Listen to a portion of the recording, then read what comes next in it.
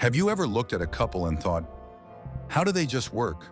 No drama, no constant doubt, no one chasing, no one pulling away. And then you've seen the opposite. Two people who look perfect on paper, who talk every day, who post the right pictures, but something feels missing, hollow, like it's built on sand. So what's the actual difference? Welcome to Psycho Library, the place where we don't guess about love, we decode it. Here's the truth most people don't want to hear. Intensity is not intimacy. That butterfly feeling, the obsession, the I can't stop thinking about them, psychologists call that limerence, and it fades. It was never built to last. That's exactly why so many people stay in relationships that drain them, or leave ones that could have lasted. Because they're reading the wrong signals. They think passion equals destiny. They think conflict equals passion. And by the time they realize the truth, years are already gone. But real psychological research on attachment, on communication, on long-term couples keeps pointing to the same three quiet signs. Not loud, not cinematic, but undeniable once you see them. And by the end of this video, you won't just understand love better, you'll be able to look at any relationship, including your own, and know almost instantly if it's real. Let's start with the first sign, and it's the one almost nobody talks about. Sign 1, emotional safety. Without performance.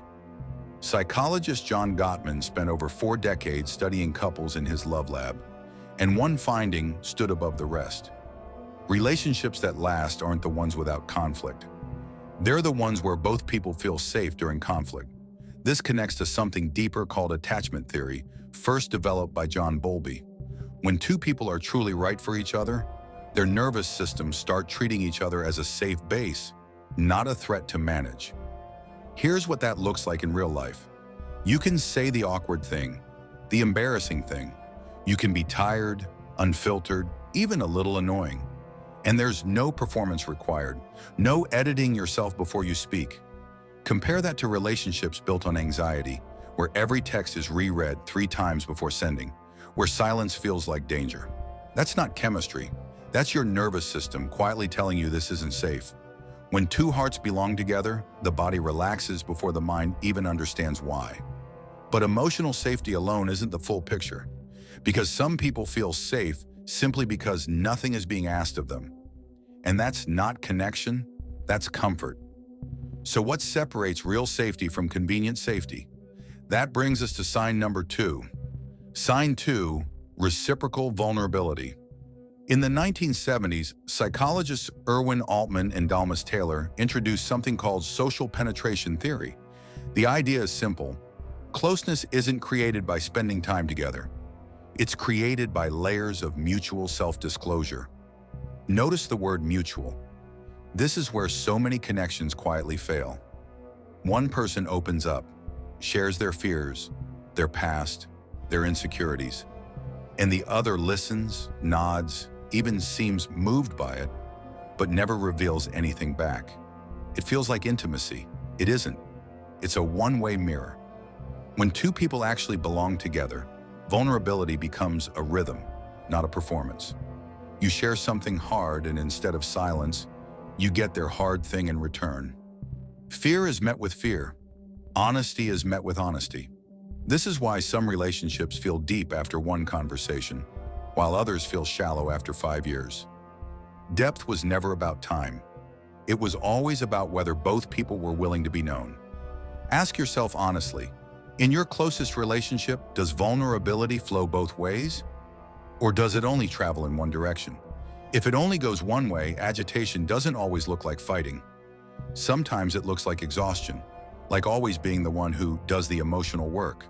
That imbalance is one of the quietest reasons connections collapse.